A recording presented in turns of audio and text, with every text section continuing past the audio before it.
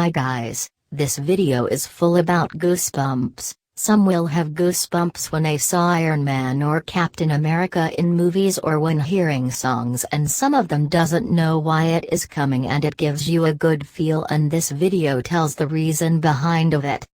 When you're experiencing extreme emotions, the human body responds in a variety of ways. Two common responses include increased electrical activity in the muscles just under the skin and increased depth or heaviness of breathing. These two responses appear to trigger goosebumps.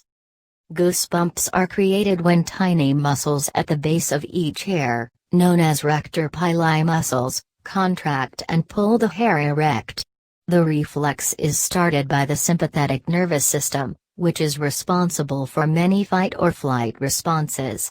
The muscle cells connected to the hair follicle have been visualized by actin immunofluorescence.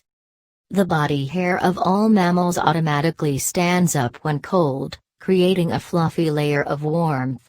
When we're cold, the muscles around the hair follicles contract, a reflex left over from when our ancestors had long body hair. But since we don't have much body hair, all we see are the goosebumps on our skin.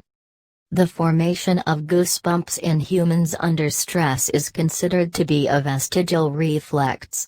Its function in other apes is to raise the body's hair and would have made human ancestors appear larger to scare off predators or to increase the amount of air trapped in the fur to make it more insulating.